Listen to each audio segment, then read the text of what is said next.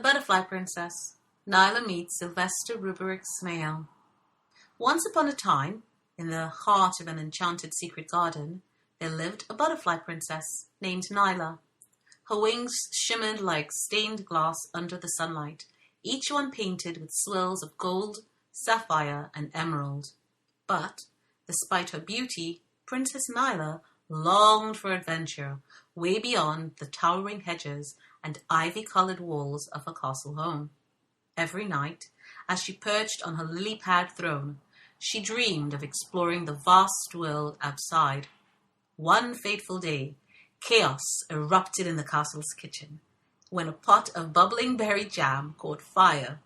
Smoke billowed into the air, and servants scurried about trying to douse the flames.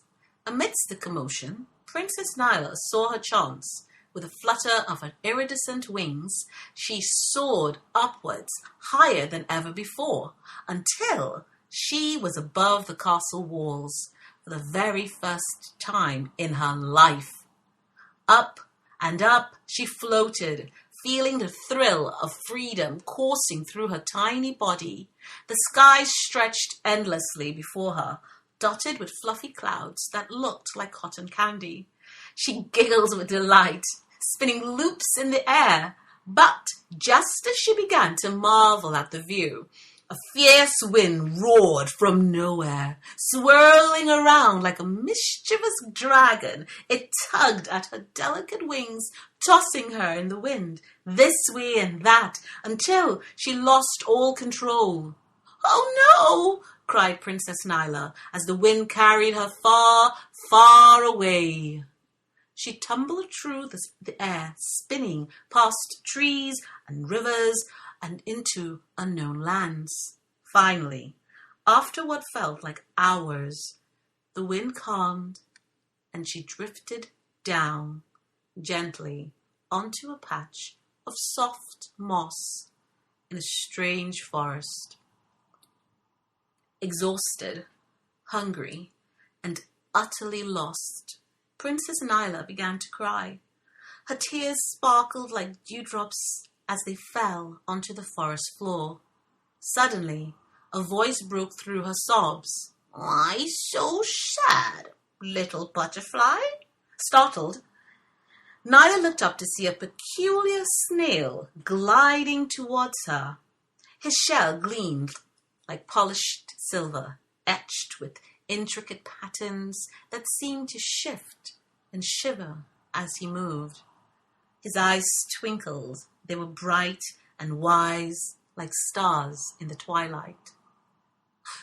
"Well," sniffed Princess Nyla, I flew above the castle walls, but then a terrible wind swept me away. Now I'm lost and I'll never find my way back home."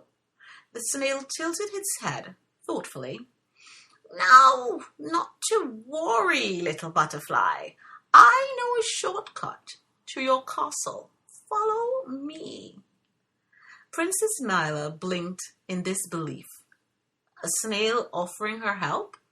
Surely this must be some sort of trick.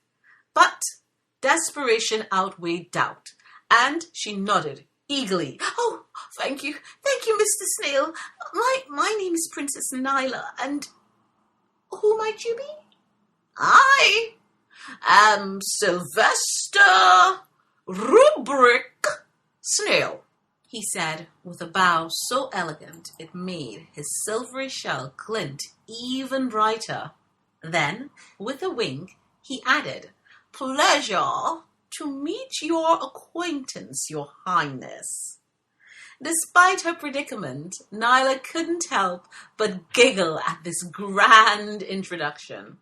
"Lead the way, Sir Sylvester." With that, Sylvester slid forward, leaving a trail of sparkling slime that glittered like stardust. He led her to a massive oak tree whose trunk was hollowed out, revealing a hidden entrance. As they stepped inside, Nyla gasped in wonder. They had entered a magical tunnel unlike anything she had ever seen. Fireflies danced overhead, casting a soft glow that turned the ceiling into a living canvas of green and yellow constellations. The floor was carpeted with lush, velvety moss, and tiny mushrooms sprouted everywhere, their caps glowing faintly like miniature lanterns. Soft music played in the background, and as if the forest itself were humming like a lullaby.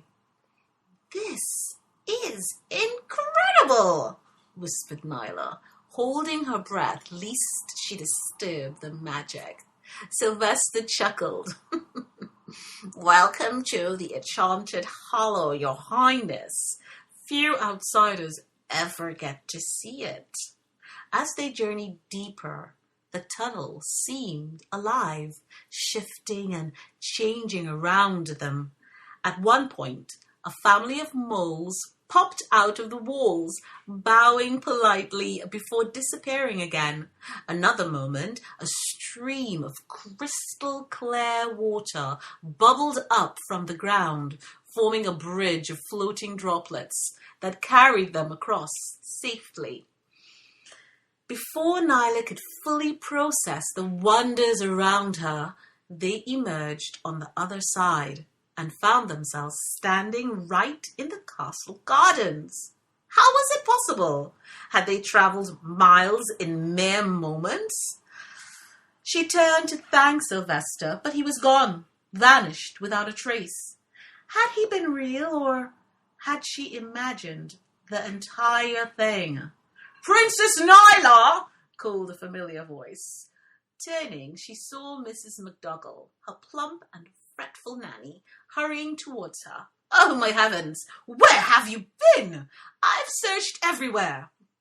Nyla smiled mysteriously. "Oh, nowhere special," she replied, and her heart still raced with excitement.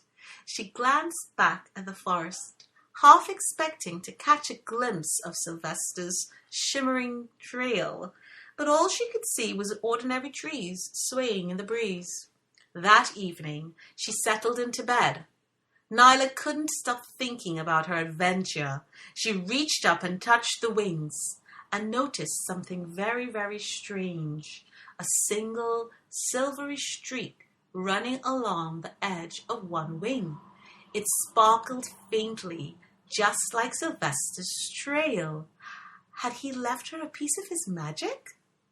From that day on, whenever Princess Nyla felt restless or yearned for adventure, she would look at the shimmering mark on her wing and smile.